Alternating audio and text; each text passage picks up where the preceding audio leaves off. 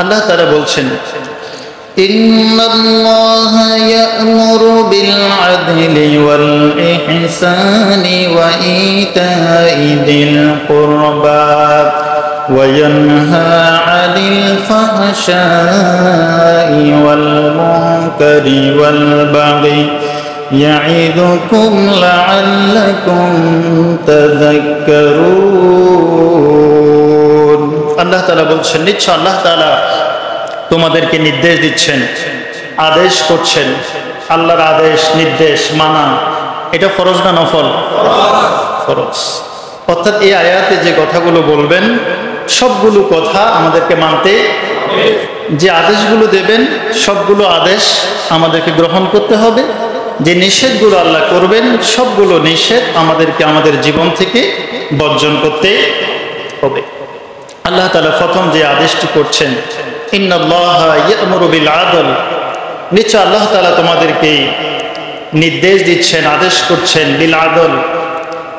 আদল শব্দটা আমাদের কাছে খুব পরিচিত, যে আল্লাহ তাআলা তোমাদেরকে ন্যায় বিচারের, সুবিচারের নির্দেশ দিচ্ছেন, ন্যায় বিচারের নির্দেশ দিচ্ছেন। ওয়াল ইহসান, আল্লাহ তাআলা তোমাদেরকে ইহসান সদাচরণ করার জন্য নির্দেশ দিচ্ছেন। ওয়া ইতা'i যিল কুরবা, এবং সে আল্লাহ তাআলা তোমাদেরকে নিকটতম আত্মীয়দেরকে, আত্মীয় স্বজনদেরকে দান করার জন্য আদেশ করছেন। ওয়া ইয়ানহা, তিনি নিষেধ করছেন, আনিল ফাহশা, আল্লাহ তাআলা সব ধরনের অশ্লীলতা, ওয়াল মুনকার, সব ধরনের পাপ কাজ, ওয়াল বাগি, এবং সব ধরনের সীমা লঙ্ঘন করা থেকে বেঁচে থাকার জন্য আল্লাহ তাআলা তোমাদেরকে নির্দেশ দিচ্ছেন। অর্থাৎ এগুলো থেকে আল্লাহ তাআলা বিরত থাকার জন্য বলছেন। ইয়াইদুকুম লাআল্লাকুম তাযাক্কারুন, তিনি তোমাদেরকে ওয়াজ করছেন, উপদেশ দিচ্ছেন, লাআল্লাকুম তাযাক্কারুন, যেন তোমরা শিক্ষা লাভ করতে পারো। বলছিলাম এটি একটি কোরআনুল কারীমের দ্বারা বর্ণনা ক্রম অনুসারে 16তম সূরা, সূরা নাহল। নাহল মানে কি? মৌমাছি। নাহল মানে মৌমাছি, এটি একটি প্রাণী। মৌমাছির কথা এই সূরার 68 নম্বর আয়াতে আল্লাহ তাআলা বলেছেন। আমি খুব বিস্তারিত সূরা নিয়ে কথা বলার সুযোগ নেই, যেহেতু অনেক কথা রয়ে গিয়েছে। আল্লাহ তাআলা প্রাণীর নামে সূরা দিয়েছেন। মৌমাছি এটি একটি প্রাণী, প্রাণী না, ছোট্ট একটি প্রাণী। আবার বড় প্রাণীর নামে সূরা আছে না? কি? সূরা বাকারা, সূরা ফিল আছে না? নাই আছে।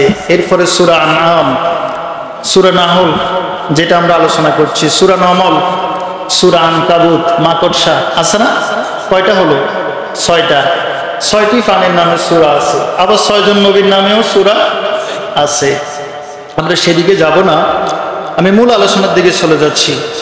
আল্লাহ তাআলা বলছেন, ইন্নাল্লাহা ইয়া'মুরু বিল আদল, আল্লাহ তাআলা তোমাদেরকে আদলের নির্দেশ দিচ্ছেন, ন্যায় পরায়ণতার নির্দেশ দিচ্ছেন, ন্যায় বিচার করার জন্য নির্দেশ দিচ্ছেন। আদল আমরা না বুঝলেও আদালত বুঝি না? কি বলেন? আদালত বুঝি কিনা? যেখানে বিচার করা হয়, যেখান থেকে রায় দেওয়া হয়, যেখানে সত্য মিথ্যা জাস্টিফাই করা হয়, ঠিক কিনা বলুন? কিন্তু ভাগ্যে নির্মম পরিহাস, সে আদালতে এখন আর ন্যায় বিচার হয় না। সেখান থেকে মিথ্যা সাক্ষী দিয়ে নিরপরাধ মানুষগুলোকে দোষী সাব্যস্ত করে মিথ্যা রায় দিয়ে দেওয়া হয়, ঠিক কিনা? আল্লাহ তাআলা আমাদেরকে এরকম যারা জাস্টিস, যারা এরকম অন্যায় বিচার করে, যারা জাজ হবে তাদের জন্য কিন্তু আল্লাহর নির্দেশনা আছে না? যারা বিচার করবে তাদের জন্য আল্লাহর নির্দেশনা আছে। এরকম অন্যায় বিচার করার জন্য আল্লাহ নিষেধ করেছেন। দেখুন, আদল এটা ন্যায় বিচার করা, ভারসাম্য রক্ষা করা এবং কোনো কিছুকে সোজা করা। এর অনেকগুলো অর্থ রয়েছে। এটা দুটি অর্থ রয়েছে, একটি হচ্ছে আল্লাহর প্রতি আদল, আরেকটি হচ্ছে বান্দার প্রতি আদল। আল্লাহর প্রতি সুবিচার করা, আল্লাহ হিসাবে বান্দার উপর আল্লাহর হক অধিকার আছে না নাই? আল্লাহর কিছু অধিকার আমাদের উপর আছে। আল্লাহ আমাদেরকে সৃষ্টি করেছেন, তামাম বিশ্বজগৎ তিনি বানিয়েছেন, আমাদের উপর তার কিছু অধিকার হক আছে। সেই অধিকারটা কি? আল্লাহর অধিকার হচ্ছে আল্লাহর যে আদেশ নিষেধগুলো করেছেন, আল্লাহর অধিকারকে যথাযথভাবে আদায় করা, আল্লাহর হককে, আল্লাহর অধিকারকে নিজের ভোগ বিলাস থেকে, নিজের কামনা বাসনা থেকে, নিজের ইচ্ছার উপর দিয়ে সব কিছুর উপরে আল্লাহর ইচ্ছাকে অগ্রাধিকার দেওয়ার নাম হলো আল্লাহর উপর আদল, অর্থাৎ সব ধরনের অগ্রাধিকার দিতে হবে আল্লাহর কথাকে, আমাদের কামনা বাসনার উপর দিয়ে আল্লাহর ইচ্ছাকে, আল্লাহর চাওয়া পাওয়াটাকেই আমাদেরকে অগ্রাধিকার দিতে হবে। হারাম কর্ম থেকে বেঁচে থাকতে হবে, হালালের সাথে সম্পর্ক রাখতে হবে। এটা হলো আল্লাহর প্রতি আদল। আর দ্বিতীয়টা হচ্ছে বান্দার প্রতি আদল, বান্দার প্রতি ন্যায় বিচার করা, বান্দার প্রতি ইনসাফ করা। এই পৃথিবীতে আল্লাহ তাআলা যত নবী এবং রাসূল প্রেরণ করেছেন, সব নবী এবং রাসূলকে আল্লাহ তাআলা আদলের নির্দেশ দিয়েছেন। সমস্ত নবী এবং রাসূলকে আল্লাহ তাআলা ন্যায় বিচার করার জন্য নির্দেশ দিয়েছেন। আল্লাহ তাআলা ন্যায় বিচার নিশ্চিত করার জন্য, ভারসাম্য রক্ষা করার জন্য সব নবীদেরকে আল্লাহ নির্দেশ প্রদান করেছেন। সুবহানাল্লাহ। এটা কি শরীয়তের ছোট বিধান না বড় বিধান? বিশাল বড় বিধান। আজকে ন্যায় বিচার প্রতিষ্ঠিত নাই বিদায় সমাজে এরকম অরাজকতা বিরাজ করছে, ঠিক কিনা বলুন? যদি সমাজে ন্যায় বিচার ইনসাফ যদি প্রতিষ্ঠিত হতো, সমাজের আজকে এই দশা সৃষ্টি হতো না। আদল মানে হচ্ছে ভারসাম্য রক্ষা করা। যখন যেখানে যাকে যতটুকু দেওয়ার দরকার তাকে সেখানে ঠিক ততটুকু দেওয়ার নাম হচ্ছে আদল, ততটুকু দেওয়ার নাম হচ্ছে ইনসাফ। যেমন পিতার সম্পত্তিতে পুত্রকে আল্লাহ তাআলা দিয়েছেন ডাবল, আর কন্যাকে দিয়েছেন সিঙ্গেল, অর্থাৎ দুই কন্যার সমান এক পুত্র, ঠিক না? আল্লাহ তাআলা সূরা নিসার 11 নম্বর আয়াতের ভিতরে বলছেন, ইউসিকুমুল্লাহু ফি আওলাদিকুম লিয-যাকারি মিসলু হাজ্জিল উনসায়াইন। আল্লাহ তাআলা তোমাদেরকে ওসিয়ত করছেন, সম্পদ যখন বন্টন করবে, পিতার সম্পদ যখন তোমরা বন্টন করবে, দুই কন্যা সমান এক পুত্র সমান হারে তোমরা বন্টন করবে। সুবহানাল্লাহ। এখানে আপাত দৃষ্টিতে আমাদের তাকালে বোঝা যায় যে এখানে মনে হয় কন্যাদের প্রতি আল্লাহ তাআলা ন্যায় বিচার করেননি, ঠিক না? আসলে কি তাই? আসলে তাই নয়। কারণ পিতার সম্পত্তিতে পিতার অবর্তমানে যতগুলো দায়িত্ব পালন করা দরকার এগুলো কিন্তু কন্যারা করে না। কারা করে? ছেলেরা করে। এই জন্য আল্লাহ তাআলা ছেলেদের সম্পত্তি এখানে ডাবল করে দিয়েছেন। ওই কন্যাকে বিয়ে দেওয়ার পরে যতবার বাবার বাড়িতে আসবে সমস্ত বরণ পোষণ, মেহমানদারি করা, যাবতীয় দায়িত্ব কার উপরে? ভাইয়ের উপরে। এখানে এই জন্য আল্লাহ তাআলা পিতার সম্পত্তিতে পুত্রকে ডাবল করে দিয়েছেন। কিন্তু অন্য জায়গায় গিয়ে দেখেন, যখন বিয়ে করতে যাবে সেখানে কন্যাকে বিয়ে করার সময় মোহরানা দিতে হবে। তাহলে একটা জায়গাতে আল্লাহ তাআলা কম দিলেও অন্য জায়গায় বেশি দিয়ে আল্লাহ ব্যালেন্স করেছেন, ভারসাম্য করেছেন। সুবহানাল্লাহ। তাহলে আদল মানে হলো ভারসাম্য রক্ষা করা। যেখানে যাকে যতটুকু দেওয়া দরকার তাকে সেখানে ঠিক ততটুকু দেওয়ার নাম হচ্ছে আদল। ততটুকু দেওয়ার নাম আদল, ন্যায় বিচার, ইনসাফ। এটা কি? ইনসাফ। এই ইনসাফ সমাজে প্রতিষ্ঠিত হোক, আমরা চাই কি চাই না? আল্লাহ তাআলা সমাজে ইনসাফ প্রতিষ্ঠিত করার তৌফিক দান করুক, আমরা বলি আমিন।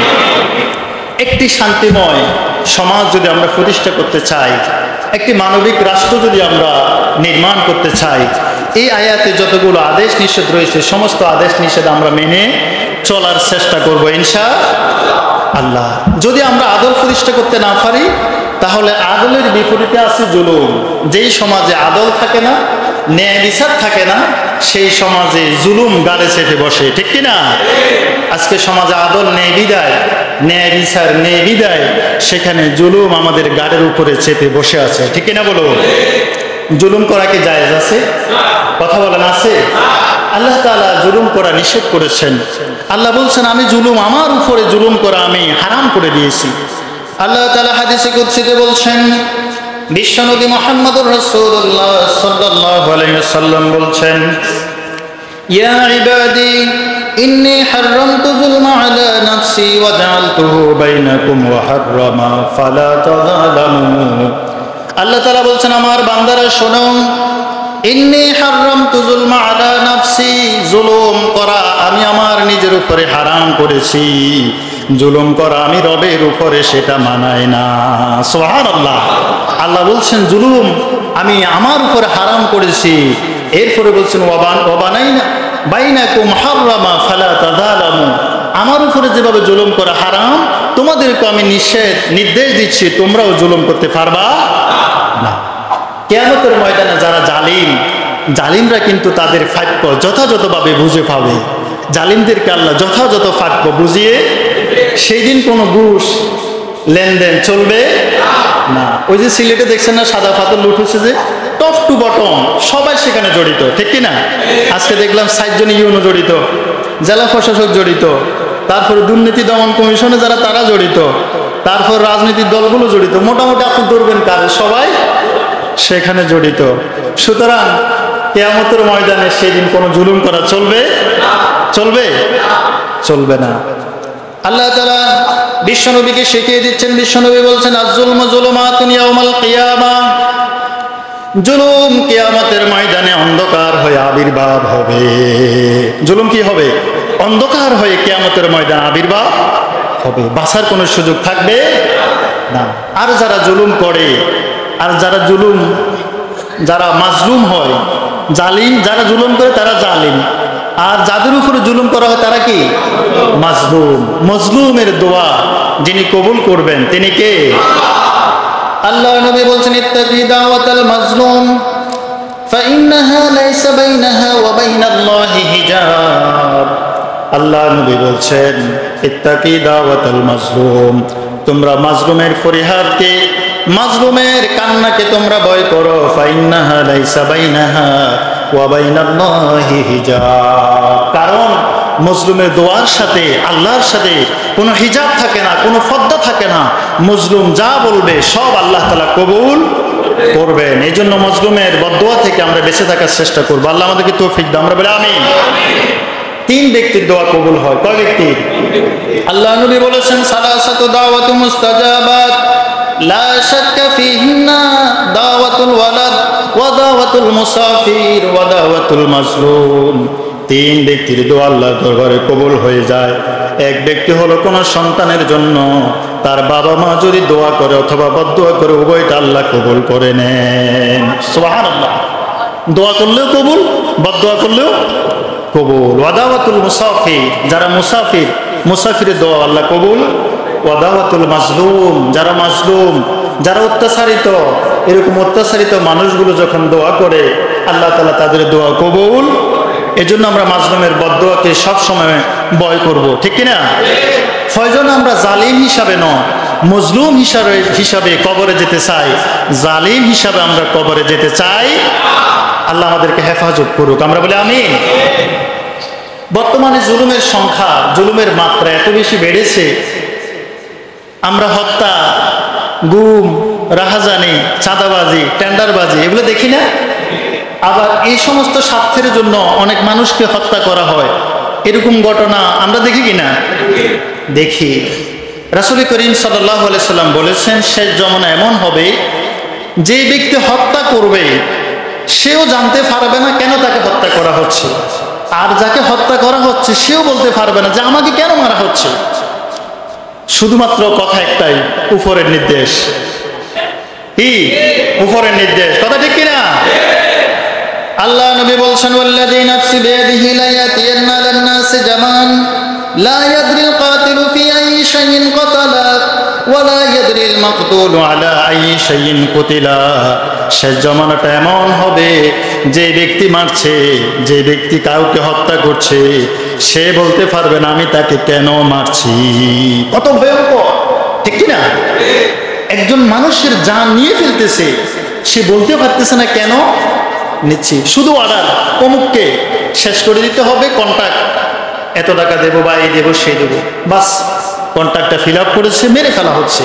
আর যাকে মারছে, যিনি মায়ের খাচ্ছে, তিনিও বলতে পারতেছে না যে আসলে আমাকে কোন অপরাধে মারা হচ্ছে। রাসূল বলছেন, ওয়ালা ইয়াদরিল মাকতুলু আলা আইয়ি শাইইন কুতিলা, যিনি নিহত হচ্ছে তিনিও জানছেন না যে আমাকে কেন হত্যা করা হচ্ছে। এগুলো কেন হচ্ছে? এগুলো হচ্ছে এজন্য সমাজে, রাষ্ট্রে ন্যায় বিচার প্রতিষ্ঠিত নেই, এই জন্য, ঠিক কিনা বলুন? আল্লাহ তাআলা আমাদেরকে হেফাজত করুক, আমরা বলি আমিন। শিক্ষা আছে না নাই? আল্লাহ তাআলা আমাদেরকে শিক্ষা গ্রহণ করার তৌফিক দান করুন, আমরা বলি আমিন।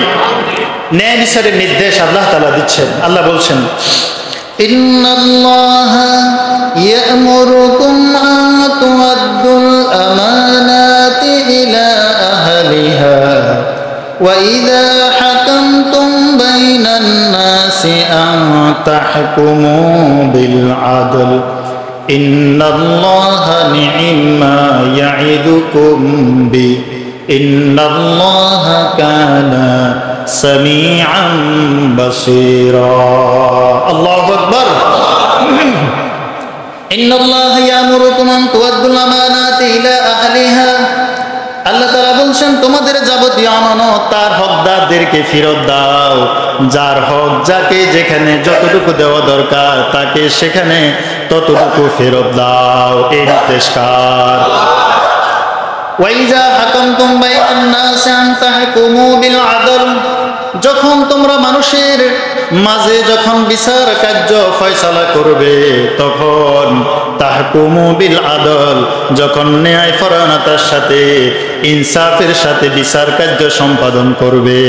সুবহানাল্লাহ, কত চমৎকার কথা আল্লাহ বলছেন যে ওয়াইদা হাকামতুম বাইনান নাস, যখন তোমরা বিচার করবে। বিচার আমরা করি না?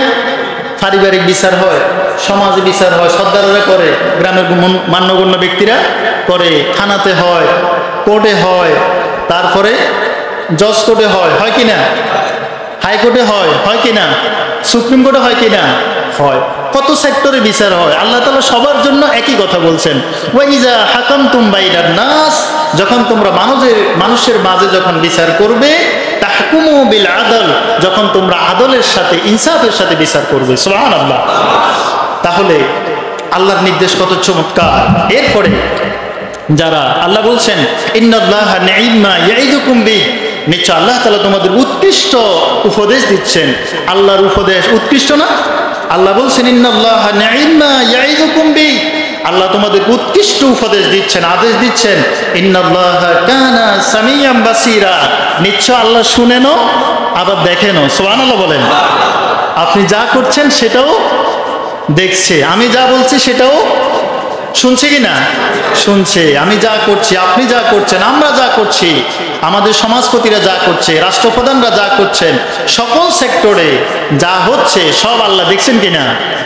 এরপরে যারা জাজ হবে, যারা বিচারক হবে, তাদের উদ্দেশ্যে আল্লাহ বলছেন ইয়া আইয়ুহাল্লাযীনা আমানু কুনু কাওয়ামিনা লিল্লাহি শুহাদাআ বিল কিসত ولا يجرمنكم شنآن قوم على ألا تعدلوا।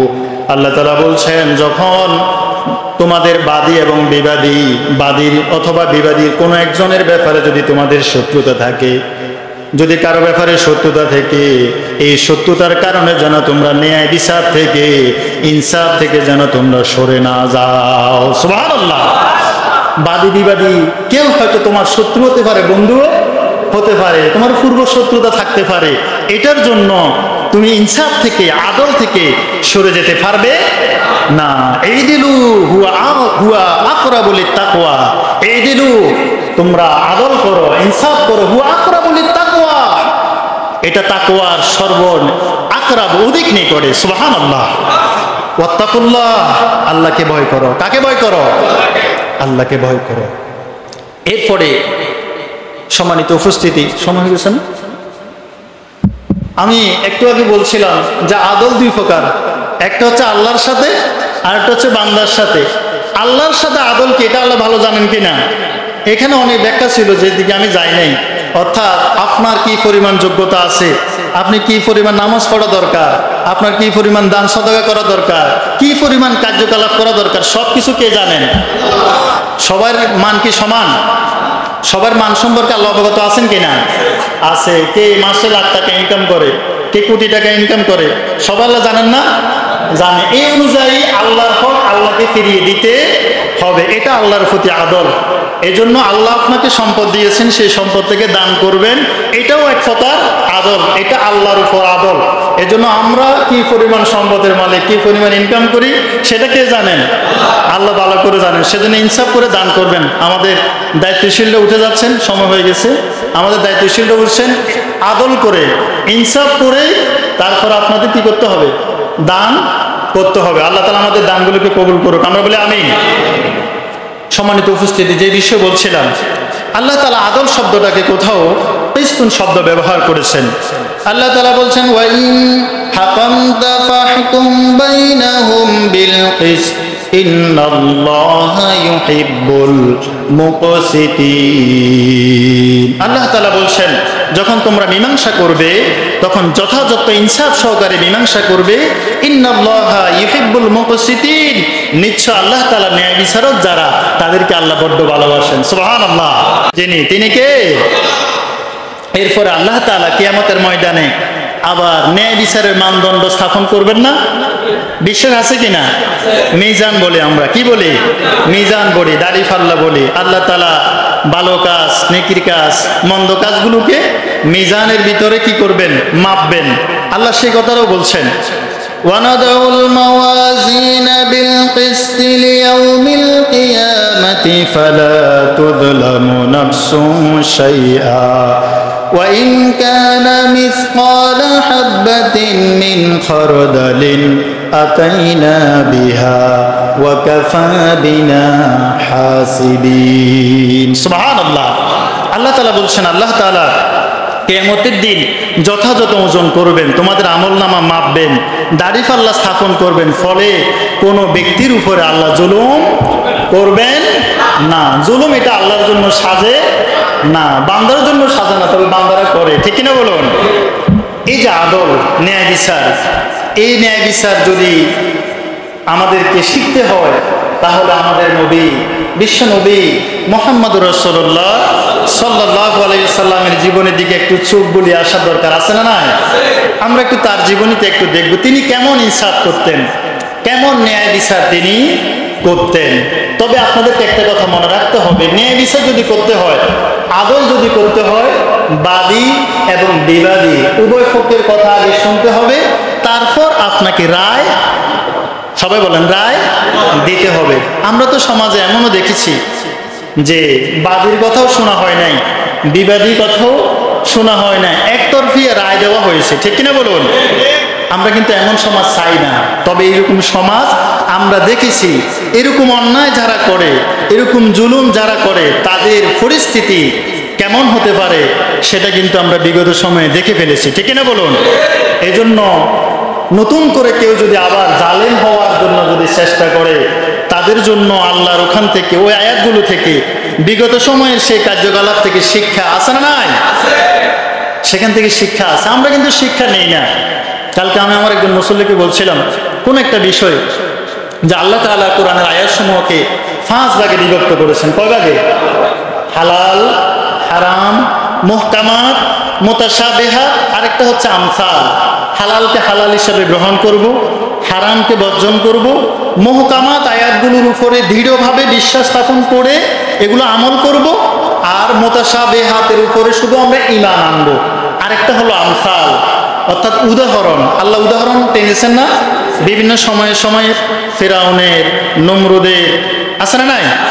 এরকম উদাহরণগুলো আল্লাহ এই জন্যই টেনেছেন যেন সেখান থেকে আমরা শিক্ষা গ্রহণ করতে পারি। শিক্ষা গ্রহণ করার জন্যই আল্লাহ আমসাল আয়াতগুলো এনেছেন। কিন্তু আমরা কি শিক্ষা নেই? আমরা শিক্ষা নেই না, এজন্য আমাদের সমস্যা হয়ে যায়। বিশ্বনবী মুহাম্মদুর রাসূলুল্লাহ সাল্লাল্লাহু আলাইহি ওয়াসাল্লাম কেমন বিচার করতেন? আল্লাহ নবীর একজন স্ত্রী আম্মাজান হযরত সাউদা রাদিয়াল্লাহু তাআলা আনহা এসে বললেন, ইয়া রাসূলুল্লাহ সাল্লাল্লাহু আলাইহি ওয়াসাল্লাম, আপনার স্ত্রী হযরতে আয়েশা রাদিয়াল্লাহু তাআলা আনহা আজকে আমার মুখের ভিতরে ফায়েসের জল মেখে দিয়েছে। আমি তাকে জিজ্ঞাসা করেছিলাম, আপনি কি আপনার স্বামীর জন্য, আমার স্বামীর জন্য মুহাম্মদ রাসূলুল্লাহ সাল্লাল্লাহু আলাইহি সাল্লামের জন্য খাবার রান্না করেছেন কিনা, অথবা আমি দেব কিনা, এরকম একটা কথা জিজ্ঞাসা করেছিলাম। কিন্তু তিনি কোনো উত্তর না দিয়ে ফায়েসের বাড়ি থেকে কিছু ফায়েস আমার মুখের উপরে লাগিয়ে দিয়েছেন। আপনি হলেন ন্যায় বিচারক, আজকে আপনার কাছে আমি বিচার নিয়ে এসেছি আপনার স্ত্রীর বিপক্ষে, আপনার স্ত্রীর বিরুদ্ধে আমি বিচার নিয়ে এসেছি, আপনি আজকে ন্যায় বিচার করবেন। বিশ্বনবী সাউদার কথা শুনলেন, আয়েশাকে ডাকলেন, আয়েশাকে জিজ্ঞাসা করলেন, আয়েশা সাউদা তোমার বিরুদ্ধে যে অভিযোগ এনেছে সে অভিযোগ সত্য কিনা? হযরতে আয়েশা বললেন, ইয়া রাসূলুল্লাহ সাল্লাল্লাহু আলাইহি ওয়াসাল্লাম, ওই সময় আমার মেজাজটা বড্ড গরম ছিল, এজন্য আমি মেজাজ কন্ট্রোল করতে পারি নাই, সেজন্য ফায়েসের বাটি থেকে আমি কিছু ফায়েস হযরতে সাউদার মুখের ভিতর আমি লাগিয়ে দিয়েছি। এটা আমি মোটেও ঠিক করি নাই। সুবহানাল্লাহ, আমি ঠিক করি নাই। এরপরে রাসূল বলছে, ঠিক করো নাই, ঠিক আছে, তবে আমার রায় হলো তুমি যা করেছো সমপরিমাণ তোমাকে করতে হবে, কিসাস দিতে হবে। সুবহানাল্লাহ, তুমি যে পরিমাণ ফায়েস সাউদার মুখে লাগিয়ে দিয়েছ, আমার সামনে সাউদাও তোমার মুখের ভিতরে সমপরিমাণ ফায়েস লাগিয়ে দেবে, তবেই বিচার সমান সমান হবে। সুবহানাল্লাহ। এরপরে হযরত সাউদাও আবার ফায়েসের বাটি নিয়ে হযরত আয়েশার মুখের ভিতরে সমপরিমাণ ফায়েস লাগিয়ে দিলেন। তারপর আয়েশাও হেসে দিলেন, সাউদাও হেসে দিলেন, বিশ্বনবী হেসে দিলেন। আরশের উপর থেকে এই পরিবারের উপর আল্লাহ রহমত নাজিল করলেন। সুবহানাল্লাহ। বিচার কাকে বলে, জাস্টিস কাকে বলে, আমাদেরকে শিক্ষা গ্রহণ করতে। বিশ্বনবী মুহাম্মদুর রাসূলুল্লাহ সাল্লাল্লাহু আলাইহি ওয়াসাল্লাম সবেমাত্র মক্কা বিজয় করে এসেছেন। মক্কার মানুষগুলো ইসলামের কার্যকলাপের সাথে এখনো ভালোভাবে মিশেন নাই। এমত অবস্থায় একজন সম্ভ্রান্ত বংশের মহিলা, বনু মাখজুমিয়া গোত্রের একজন মহিলা চুরি করেছে। কি করেছে? চুরি করেছে। চুরি হলে শাস্তি কি? সবাই বলেন হাত কাটা। তবে লাউ চুরি, কদু চুরি, তারপরে 2 টাকা 5 টাকা চুরি করছে, এরকম চুরি করলে কিন্তু হাত কাটা যাবে। এটা হবে বড় চুরি, মহা চুরি। যে চুরি এক কলমের খোসায় কোটি কোটি টাকা ফাসার করে দেয়, এগুলো হলো বড় চুরি, ঠিক কিনা? দেশের টাকা চুরি করে বেগম ফাড়া বানিয়ে ফেলে, এগুলো হলো মহা চুরি, ঠিক কিনা? যদি শাস্তি দিতে হয় তাদেরকে দিতে হবে। তবে আবার সেই শাস্তি চাইলে আপনি দিতে পারবেন না, আমি দিতে পারবো না, এটা রাষ্ট্র দিতে হবে। কে দিতে হবে? রাষ্ট্র দিতে হবে। হযরত ওমর ফারুক রাদিয়াল্লাহু তাআলা আনহু বলেছেন, দুর্ভিক্ষের সময়, দুর্ভিক্ষের বছরে কেউ যদি চুরি করে তখন তার হাত কাটার বিধান কার্যকর করা যাবে না, কারণ সেটা অভাবের চুরি, এটা স্বভাবের চুরি নয়। সব আছে, জামা কাপড় আছে, সুন্দর জামা কাপড় আছে, ফেটে খাবার আছে, পরনে কাপড় আছে, বাসস্থান আছে, আবার আর্থিক সচ্ছলতা আছে, এরপরে চুরি করেছে। এরকম যদি চুরি করে থাকে তাহলে তার হাত কাটার বিধান কার্যকর করতে। আর এই হাত কাটার বিধান যদি কার্যকর করা সম্ভব হয়, সেটা যদি প্রকাশ্যে এই শাস্তি দেওয়া যায়, চোর কিন্তু আর ভত্তা খাওয়ার জন্য পাওয়া যাবে না, ঠিক কিনা? কিন্তু আমাদের সমাজে চুরি বাড়ছে না কমছে? এই জন্যই বাড়ছে, ন্যায় বিচার নেই, ঠিক কিনা? ন্যায় বিচার যদি থাকতো, হাত কাটার বিধান যদি চালু হতো, তাহলে এরকম চুরি বাড়তো না, কমে যেত, ঠিক কিনা বলুন? বিশ্বনবী মুহাম্মদুর রাসূলুল্লাহ সাল্লাল্লাহু আলাইহি ওয়াসাল্লামের জামানায় মক্কা বিজয়ের পরে ওই সময়ের ভিতরে মানুষের এখনো পর্যন্ত ইসলামের কার্যকলাপগুলোর সাথে এখনো পর্যন্ত ভালোভাবে ম্যাচিং করতে পারে নাই। এমত অবস্থায় বনু মাখজুমিয়া গোত্রের একজন মহিলা, সম্ভ্রান্ত বংশের মহিলা চুরি করেছে। কি করেছে? চুরি করেছে। সাহাবায়ে কেরামরা তারা আলাপ আলোচনা করলো, এই তো সম্ভ্রান্ত বংশের মহিলা, আর এখন ইসলাম মাত্র প্রতিষ্ঠিত হচ্ছে, মাত্র মক্কা বিজয় হলো, এই অবস্থার ভিতরে যদি এই সম্ভ্রান্ত বংশের মহিলার হাত কাটা হয় তাহলে তো মানুষ ইসলাম থেকে দূরে সরে যাবে। আমাদেরকে মানুষ মাঝে মাঝে এরকম নসিহত করে যে হুজুর আস্তে আস্তে বলেন, কমায় কমায় বলেন, সব কথা বলা যাবে না, ঠিক না? সব কথা বলতে গেলে সমস্যা আছে। আর এত কর্কর ভাষায় বলিয়েন না, সব আইন ফাঁস করতে যাইয়েন না, সব আইনের কথা গ্রামে গঞ্জে বলিয়েন না, বললে মানুষ কিন্তু আপনার দল থেকে আস্তে আস্তে কি করবে? দূরে সরে যাবে। এরকম কথা তখনকার সময়ে সাহাবায়ে কেরামরাও বলেছিল। তারা কথাবার্তা বললো, আলাপ আলোচনা করলো যে কি করা যায়। এখন তারা সিদ্ধান্ত নিল যে তার হাত কাটা বন্ধ করতে হবে। তবে এটা তো আল্লাহর বিধান। এটা কার বিধান? হাত কাটা এটা আল্লাহর বিধান। এই আল্লাহর বিধানের বিপক্ষে আপিল করার মতো দুঃসাহস কারো হচ্ছিল না। কে যাবে রাসূলের কাছে এইরকম আপনার আল্লাহর হুদুদের বিপক্ষে কথা বলার জন্য? যাবে কে? কেউ পরামর্শ দিল যে হযরত যায়েদ বিন হারেসা রাদিয়াল্লাহু তাআলা আনহু, রাসূলের পালক পুত্র, তার একটি সন্তান আছে উসামা বিন যায়েদ, তাকে আবার রাসূল খুব ভালোবাসে, তাকে যদি পাঠানো যায় তিনি বলতে পারবে, আর কেউ বলতে পারবো না, যেই কথা সেই কাজ। তাকে বললো, সে চলে গেল, গিয়ে বললো, ইয়া রাসূলুল্লাহ সাল্লাল্লাহু আলাইহি ওয়াসাল্লাম, যে মক্কাতে বনু মাখজুমিয়া গোত্রের একজন সম্ভ্রান্ত বংশের মহিলা চুরি করেছে, এখন সাহাবায়ে কেরামরা আপনার কাছে সুপারিশ পাঠিয়েছে যেন তার হাত কাটা না হয়। রাসূলুল্লাহ সাল্লাল্লাহু আলাইহি সাল্লাম চোখ লাল করে ফেললেন এবং বললেন, উসামা, তোমাকে আল্লাহর হুদুদের বিপক্ষে এখানে সুপারিশ নিয়ে আসার জন্য এই দুঃসাহস কে দিয়েছে তোমাকে? এই আইন তো আমি ফাঁস করি নাই, এই আইন আরশের উপর থেকে যিনি ফাঁস করেছেন তিনি কে? আল্লাহ এই আইন ফাঁস করেছেন। সুতরাং এই আইনের পক্ষে বিপক্ষে কোনো আরজি চলবে না। আল্লাহ নবী মুহাম্মদ রাসূলুল্লাহ সাল্লাল্লাহু আলাইহি ওয়াসাল্লাম খুতবা দিলেন, উপস্থিত সাহাবায়ে কেরাম সকলকে ডাকলেন আর বললেন, ইয়া আইয়ুহান নাস, হে মানুষ সকল, ইন্নামা আহলাকাল্লাযীনা ক্বাবলাকুম আন্নাহুম কানু ইযা সারাকা ফীহিমুশ শরীফ, তোমাদের পূর্বে অনেক নবীর উম্মতেরা, অনেক নবীর বংশধরেরা যখন কোনো শরীফ মানুষ, যখন কোনো সম্ভ্রান্ত মানুষেরা যখন চুরি করত তাদেরকে ছেড়ে দিত। ওয়াইজা সারাকা ফীহিমুদ দাঈফ, যখন কোনো দাঈফ মানুষ, যখন কোনো দুর্বল মানুষ যখন চুরি করত, আকামু আলাইহিল হাদ্দা, তখন তার উপরে আল্লাহর যে হুদুদ, আল্লাহর যে আইন, সে আইনের ব্যাপারে তারা তার উপরে সেটা প্রতিষ্ঠিত হতে তারা দিত না, তারা দিত না। এরপরে রাসূল বলছেন, ওয়াইমুল্লাহ লাউ আন্না ফাতিমাতা বিনতে মুহাম্মদ সারাকাত লাকাতাতু ইয়াদাহা, ওই বনু মাখজুমিয়া গোত্রের যে সম্ভ্রান্ত প্রেস্টিজিয়াস যে মহিলা, তার জায়গায় যদি আমার মেয়ে ফাতেমা বিনতে মুহাম্মদ যদি চুরি করত, তাহলে আমি মুহাম্মদ সাল্লাল্লাহু আলাইহি ওয়াসাল্লাম আমার মেয়ে ফাতিমার হাত কেটে দিতে এক বিন্দু পরিমাণও দ্বিধা দ্বন্দ্ব কোনো সংকোচ আমি করতাম না। এটার নাম হলো বিচার। এটার নাম কি? বিচার। এরপরে হযরত ওমর, তার দিকে যদি তাকায়, তিনি কেমন মানুষ ছিলেন? হযরত ওমর ইবনুল খাত্তাব রাদিয়াল্লাহু তাআলা আনহু, যার নাম শুনলে শয়তান পর্যন্ত রাস্তা পরিবর্তন করত। তার শাসন আমলে ইয়ামেনে হযরত আমর ইবনুল আস রাদিয়াল্লাহু তাআলা আনহু, তিনি ছিলেন ইয়ামেনের গভর্নর। ইয়ামেনে হযরতে ওমর ইবনুল খাত্তাব রাদিয়াল্লাহু তাআলা আনহুর পুত্র আব্দুর রহমান, তিনি মদ খেয়েছেন। কি পান করেছেন? মদ পান করেছেন। মদ পান করার পরে আব্দুর রহমান যখন মদ পান করলো, মদ পান করার পরে ইয়ামেনের ভিতরে, এটা কিন্তু মদিনাতে না, কোথায়?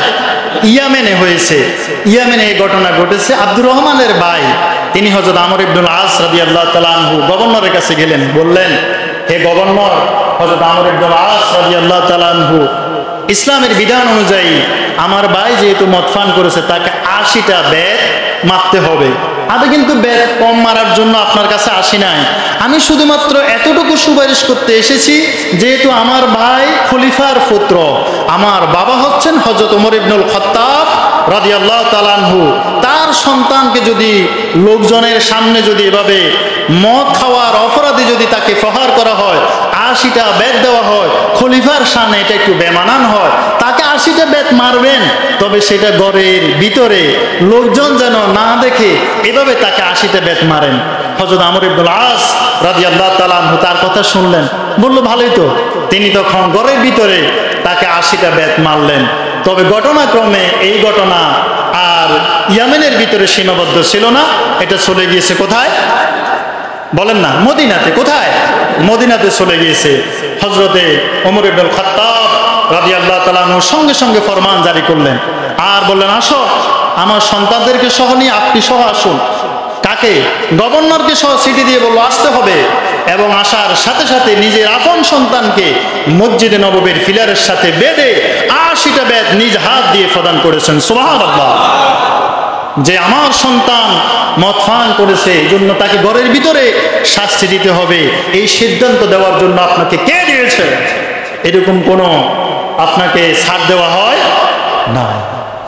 নিজ হাতে তিনি তার পুত্রকে বেত্রাঘাত করেছেন। কোন কোন বর্ণনা এসেছে কয়েকটা দেওয়ার পরে তিনি মারা গিয়েছেন, তারপরে কবরের উপরে দেওয়া হয়েছে, বিভিন্ন বর্ণনা রয়েছে, সেদিকে আমি যাচ্ছি না। দেখুন হযরত ওমর ইবনুল খাত্তাব রাদিয়াল্লাহু তাআলা আনহু কেমন বিচার করতেন। এরকম বিচার যদি সমাজে প্রতিষ্ঠিত হয়, রাষ্ট্রে প্রতিষ্ঠিত হয়, চুরি ডাকাতি লুটতরাজ মারামারি, খুন খারাপি, চাঁদাবাজি, টেন্ডারবাজি থাকবে না? শেষ হয়ে যাবে। এগুলো শেষ কেন হচ্ছে না?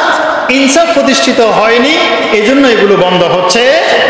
এই জন্য ইনসাফের, আদলের কোনো বিকল্প, যেই সমাজে আদল প্রতিষ্ঠিত হয় না সেই সমাজে জুলুম গাড়ি চেপে বসে, ঠিক কিনা? এই জন্য আমাদেরকে আদল ইনসাফ প্রতিষ্ঠা করতে হবে। হযরত আমর ইবনে আস রাদিয়াল্লাহু তাআলা আনহুর আরো অনেক ঘটনা রয়েছে, আমি সেদিকে যাচ্ছি না। আমি আপনাদেরকে যে বিষয়টি বলতে চাচ্ছি, আল্লাহ তাআলা এখানে নির্দেশ দিচ্ছেন, ইন্নাল্লাহা ইয়া'মুরু বিল আদল। আল্লাহ তাআলা তোমাদেরকে আদল, ন্যায় পরায়ণতার, ন্যায় বিচারের নির্দেশ দিচ্ছেন। কিয়ামতের ময়দানে যেদিন মানুষগুলো অসহায় হয়ে যাবে, অপরাধী মানুষগুলোর মাথার উপরে যখন সূর্য এক বিগত অথবা এক হাত উপরে যখন সূর্য আলো কিরণ যখন দেওয়া শুরু করবে, মানুষের শরীরের ঘাম নাক দিয়ে মুখ দিয়ে বেয়ে বেয়ে পড়তে থাকবে। নাকের ভিতর, নাকের এই ঘামগুলো, ফুসগুলো শরীরের ভিতরে তারা হাবুডুবু খেতে থাকবে, কারো হাঁটু পর্যন্ত, কারো গলা পর্যন্ত, কেউ বা ডুবে যাবে, কেউ বা সাঁতার দিবে। যে আর যার অপরাধ যতটুকু, অপরাধ অনুযায়ী তারা সেই দিন তাদের অপরাধ অনুযায়ী শাস্তি ভোগ করতে থাকবে। এরকম কঠিন পরিস্থিতির ভিতরে যখন মা তার সন্তানকে চিনবে না, বাবা তার সন্তানকে চিনবে না, স্বামী তার স্ত্রীকে চিনবে না, ভাই তার আপন ভাইকে চিনবে না, বন্ধু তার বন্ধুকে দেখবে না, এরকম কঠিন পরিস্থিতির ভিতরেও আল্লাহ তাআলা ন্যায় বিচারক যারা, ইনসাফকারী যারা, তাদেরকে আল্লাহর আরশের নিচে ছায়া দেবেন। সুবহানাল্লাহ। আল্লাহ নবী বলছেন, সাবাতু ইযিল্লুহুমুল্লাহু তাআলা ফি যিল্লিহি ইয়াওমা লা যিল্লা ইল্লা যিল্লুহু ইমামুন আদিল। সুবহানাল্লাহ। যেদিন কোনো ছায়া থাকবে না আরশের নিচে, সেদিন আল্লাহ তাআলা 7 শ্রেণীর মানুষকে ছায়া দিবেন। 1 নাম্বার ইমামুন আদিল, যারা ন্যায় পরায়ণ শাসক, যারা ন্যায়ের ভিত্তিতে, ইনসাফের ভিত্তিতে, কোরআনের ভিত্তিতে, রাসূলের আদর্শের ভিত্তিতে যারা ইনসাফ করে, বিচার কাজ করে, তাদেরকে আল্লাহ ছায়া দিবেন। সুবহানাল্লাহ। এরপরে রাসূল বলছেন, ইন্নাল মুকসিতিনা ইনদাল্লাহি আলা মানামিয়া মিন নূরিন ইয়ামিনির রাহমান। আরশের ডান দিকে আল্লাহ তাআলা একটা কুদরতের চেয়ার রাখবে, যে চেয়ারের ভিতরে আল্লাহ রাব্বুল আলামিন ন্যায় বিচারক যারা, তাদেরকে ওই চেয়ারে বসার সুযোগ করে দেবেন। সুবহানাল্লাহ। আর যারা জুলুম করবে তাদের ব্যাপারে একটা হাদিস বলেই আমি আমার পরবর্তী পয়েন্টে চলে যাব। রাসূল বলছেন, যারা জুলুম করবে, জুলুমের ভিতরে তো অনেক প্রকার জুলুম আছে। আপনারা অনেকক্ষণ যা আমি বলেছি মোটামুটি বুঝেছেন না? জুলুম অনেক প্রকার হতে পারে। আপনি সম্পত্তি লুণ্ঠন করার মাধ্যমে জুলুম হয় না? হয় কি না? হয়। রাসূল বলেছেন, মান আখাযা শিবরান মিনাল আরদি যুলমা ফাইন্নাহু ইউতাওয়াকুহু ইয়াওমাল কিয়ামাতি মিন সাব'i আরদিন। রাসূল বলেছেন, যারা অন্যায়ভাবে এক বিগত অন্যের সম্পদ, এক বিগত সম্পদ জুলুম করে বক্ষণ করবে, কিয়ামতের ময়দানে আল্লাহ তাআলা 7 স্তবক জমিকে সমপরিমাণ করে তার গলার ভিতরে ঝুলিয়ে দেবে। নাউযুবিল্লাহ। এজন্য আমরা কোনো জুলুম করতে চাই না, অন্যের সম্পদ আমরা লুণ্ঠন করব না। আল্লাহ তাআলা আমাদেরকে হেফাজত করুক, আমরা বলি আমিন। এরপরে আল্লাহ তাআলা বলেছেন, ইন্নাল্লাহা ইয়া'মুরু বিল আদলি ওয়াল ইহসান। 2 নাম্বার কি? ইহসান করতে হবে, সদাচরণ করতে হবে, সুন্দর ব্যবহার করতে হবে। সুন্দর ব্যবহার করার দরকার আছে না নাই? সুন্দর ব্যবহার দিয়ে যা আদায় করা যায়, কঠিন ভাষা দিয়ে। তখন সে বলল, আমার ইবাদত গৃহের ভিতরে যদি কেউ এরকম অন্যায় কাজ করত, তাহলে আমি তাকে মেরে শেষ করে দিতাম। এরপর রাসূল বলেছে, এটা আমাদের ইবাদত গৃহ, এখানে আমরা দৈনিক 5 বার আমাদের রবকে সিজদা দিই, এটা পবিত্র জায়গা, পৃথিবীর সর্বোৎকৃষ্ট জায়গা। আর নিজের পরিচয় দিলেন, আমি হলাম বিশ্বনবী মুহাম্মাদুর রাসূলুল্লাহ সাল্লাল্লাহু আলাইহি সাল্লাম। এই পরিচয় জানার পরে ওই ইহুদি বলল, যে ধর্মের নবী এত চমৎকার ভাষা, এত সদাচরণ করতে পারে, এত উত্তম ব্যবহার করতে পারে, তো আমি আর ইহুদি থেকে লাভ কি? আমিও শাহাদা বাক্য উচ্চারণ করে আশহাদু আল্লা ইলাহা ইল্লাল্লাহু ওয়া আশহাদু আন্না মুহাম্মাদান আবদুহু ওয়া রাসূলুহু।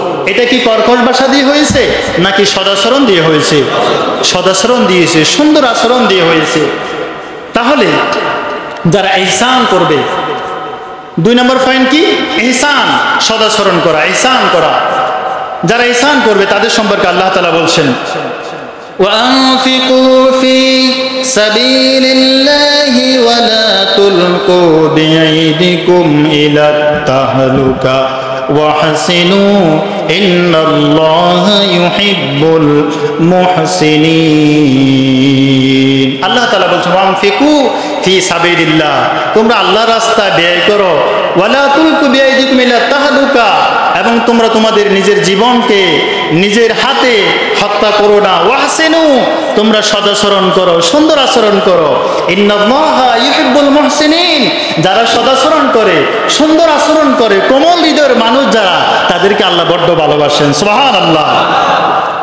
আর যারা সদাচরণ করে তাদের সম্পর্কে আল্লাহ তাআলা সূরা আর-রহমানের ভিতরে বলছেন, হাল জাযাউল ইহসানি ইল্লাল ইহসান ফাবিআইয়ি আলাই রাব্বিকুমা তুকাযযিবান। সবাই পড়ুন, ফাবিআইয়ি আলাই রাব্বিকুমা তুকাযযিবান। আল্লাহ তাআলা বলছেন, হাল জাযাউল ইহসানু ইল্লাল ইহসান, হাল জাযাউল ইহসান ইল্লাল ইহসান। ইহসানের পরিমাণ, ইহসানের পরিণাম, ইহসানের প্রতিদান ইহসান ছাড়া, সদাচরণের প্রতিদান সদাচরণ ছাড়া আর কি হতে পারে? সুবহানাল্লাহ। কার কথা? আপনি যদি সদাচরণ করেন, আপনি যদি পৃথিবীর মানুষের উপরে সুন্দর আচরণ করেন, আসমান থেকে আপনার উপর আল্লাহ সুন্দর আচরণ করবেন। সুবহানাল্লাহ। ইহসান এটা আবার 2 প্রকার। কয় প্রকার? 2 প্রকার। একটা হচ্ছে ইবাদতের প্রতি ইহসান, আর একটা হচ্ছে বান্দার প্রতি ইহসান। একটা হচ্ছে ইহসান ফিল ইবাদত, আর একটা হচ্ছে ইহসান ফিল মুআমালা। একটা হচ্ছে ইহসান ফিল ইবাদত। ইহসান ফিল ইবাদত কি? হযরত জিবরাইল আলাইহিস সালাতু ওয়াস সালাম বলছেন, তাকে রাসূল করিম সাল্লাল্লাহু আলাইহি সাল্লাম বললেন, আকবিরনি আনিল ইহসান, আমাকে ইহসান সম্পর্কে খবর দিন। قال رسول الله صلى الله عليه وسلم, আল্লাহ নবী বললেন, আনতা আবুদাল্লাহ কান্নাকা তারাহু ফাইন লাম তাকুন তারাহু ফাইন্নাহু ইয়ারাক। আল্লাহ নবী বলছেন, ইবাদতের ইহসান হলো এমন, যখন তুমি নামাজে দাঁড়াবা, যখন এমন ভাবে দাঁড়াবা যেন তুমি তোমার রবকে দেখতে পাচ্ছ। সুবহানাল্লাহ। যখন তুমি নামাজে দাঁড়াবে যেন তুমি তোমার রব আল্লাহ তাআলাকে দেখতে পাচ্ছ, এভাবে দাঁড়াবে। যদি সেটা সম্ভব না হয়, ফাইন লাম তাকুন তারাহু ফাইন্নাহু ইয়ারাক, যদি সেটা অন্ততপক্ষে সম্ভব না হয়, তোমার রব আল্লাহ তাআলা তোমাকে দেখছেন, এটা তুমি অন্তরের ভিতরে স্থাপন করবে, জায়গা দেবে। এটা হচ্ছে ইবাদতের ইহসান। সুবহানাল্লাহ। কথা কি বুঝেন? বুঝেন তো সবাই? এটা হচ্ছে ইবাদতের ইহসান। আল্লাহ আমাদেরকে দেখেন কিনা? আল্লাহ আমাদের দেখেন। আল্লাহ আমাদেরকে সব সময় চোখে চোখে রাখছেন। আমরা তার চোখ ফাঁকি দিয়ে কোথাও যেতে পারি? কোন সুযোগ আছে? আল্লাহ তাআলা বলছেন, লা তুদরিকুহুল আবসার ওয়া হুয়া ইউদরিকুল আবসার ওয়া হুয়াল লাতীফুল খাবীর। যেখানে যান না কেন, পৃথিবীর যে প্রান্তে যান, আপনি যদি আসমান ভেদ করে আরো করে চলে যান, সেখানেও আল্লাহর চোখ বিদ্যমান। সুবহানাল্লাহ। কোথাও যেতে পারবেন না, কোথাও যাওয়া সম্ভব নয়। আল্লাহ বলছেন, লা তুদরিকুহুল আবসার ওয়া হুয়া ইউদরিকুল আবসার ওয়া হুয়াল লাতীফুল খাবীর। পৃথিবীর যেখানে যান, যে প্রান্তে যান, যে কর্নারে যান, যদি আপনি মঙ্গল গ্রহে চলে যান, সেখানেও আল্লাহ আপনাকে দেখছেন। সুবহানাল্লাহ। এটা হচ্ছে এই বিশ্বাস স্থাপন করে যদি জায়নামাজে দাঁড়ান, এটা হচ্ছে ইহসান ফিল ইবাদত। সুবহানাল্লাহ বলেন। আরেকটা হচ্ছে ইহসান ফিল মুআমালা, মানুষের সাথে চলাফেরার ক্ষেত্রে ইহসানের দরকার আছে না নাই? এটা হচ্ছে মানুষের সাথে ইহসান কিভাবে হবে? আল্লাহ নবী মুহাম্মদ রাসূলুল্লাহ সাল্লাল্লাহু আলাইহি সাল্লাম চমৎকার হাদিস আমাদেরকে শোনাচ্ছেন। সেটা বলেই আমি এই পয়েন্টে আজকে আলোচনা শেষ করব। আমার টার্গেট ছিল 3টা পয়েন্টে কথা বলার, 2টা পয়েন্টে কথা বলে শেষ করব। ইহসান ফিল মুআমালাত কেমন হবে? বিশ্বনবী বলেন, ইন্নাল্লাহা তাবারাকা ওয়া তাআলা কাতাবাল ইহসান আলা কুল্লি শাইইন ফাইদা কাতালতুম ফাহসিনুল কিতলা ওয়া ইযা যাবাহতুম ফাহসিনুজ যাবাহা। আল্লাহ নবী বলছেন, আল্লাহ তাবারাকা ওয়া তাআলা ইহসান লিপিবদ্ধ করছেন এভাবে, যখন তোমরা আলা কুল্লি শাইইন ফাইদা কাতালতুম ফাহসিনুল কাতলা, যখন তোমরা কোনো জন্তুকে জবেহ করবে, উত্তম পদ্ধতিতে তাকে জবেহ করবে। আপনি কি কথা ওজন টের পেয়েছেন? অর্থাৎ আপনি একটা প্রাণীকে জবেহ করবেন, তো জবেহ করলে তো এটা এমনি মারা যাবে, ঠিক কি না? তারপরে তার গোস্ত কেটে টুকরো টুকরো করে ফাতিলের মধ্যে দিয়ে আমরা দাঁত দিয়ে চাবাই চাবাই এটা শেষ করে ফেলবো, ঠিক কিনা বলুন? তাহলে দেখুন, একটা প্রাণীকে জবে করা হবে, আর রাসূল বলছেন জবে করার ক্ষেত্রে উত্তম পদ্ধতিতে জবেহ করবে যেন সে কষ্ট কম পায়। সুবহানাল্লাহ বলুন। অর্থাৎ তার হাত পা ভালো করে শক্ত করে বাঁধবে, তারপরে যে ছুরি দিয়ে জবেহ করা হবে সেই ছুরি ভালো করে দাঁত দিবে যেন খুব দ্রুত তার প্রাণটা শেষ হয়ে যায়। অর্থাৎ জবেহ করার ক্ষেত্রেও আপনাকে সর্বোত্তম পদ্ধতি সেখানে ফলো করতে হবে। এর নাম হচ্ছে ইহসান ফিল মুআমালা, অর্থাৎ মানুষের সাথে চলাফেরা, জন্তুর সাথে কিভাবে আপনি আচরণ করবেন সেটা পর্যন্ত আল্লাহ নবী আমাদেরকে শিখিয়ে দিয়েছেন। সুবহানাল্লাহ। এরপরে আল্লাহ নবী সর্বশেষ যে হাদিস আপনাদেরকে শোনাতে চাই সেটা হচ্ছে, আপনি যদি পৃথিবীর মানুষের উপর যদি ইহসান করেন, সুন্দর আচরণ করেন, আসমান থেকে আল্লাহ তাআলা আপনার উপরে ইহসান করবেন। সুবহানাল্লাহ। আল্লাহ নবী বলছেন, ইরহামু মান ফিল আরদি ইয়ারহামুকুম মান ফিস সামাই। যদি তোমরা পৃথিবী মানুষের উপর ইহসান করো, রহমত করো, তাহলে আসমান থেকে আল্লাহ রাব্বুল আলামিন তোমাদের উপরে রহম করবেন। সুবহানাল্লাহ। এরপরে আল্লাহ তাআলা সর্বশেষ বলছেন, ইহসিনু ইন্নাল্লাহা ইউহিব্বুল মুহসিনিন। ইহসিনু, তোমরা সদাচরণ করো, ইন্নাল্লাহা ইউহিব্বুল মুহসিনিন, নিশ্চয় যারা সদাচরণ করে তাদেরকে আল্লাহ বড্ড ভালোবাসেন। সুবহানাল্লাহ। আল্লাহ তাআলা যে কথাগুলো বললাম, সর্বপ্রথম আমাকে আমল করার তৌফিক দান করুন। আমরা যারা শুনেছি আমাদের প্রত্যেককে এই কথাগুলো মেনে চলার তৌফিক যেন আমাদেরকে দান করে, সমাজে, রাষ্ট্রে, ব্যক্তিগত জীবনে আমরা যেন এই কথাগুলো মেনে চলতে পারি, আমল করতে পারি। আল্লাহ তাআলার নিকট সেই তৌফিক কামনা করে আলোচনা শেষ করছি।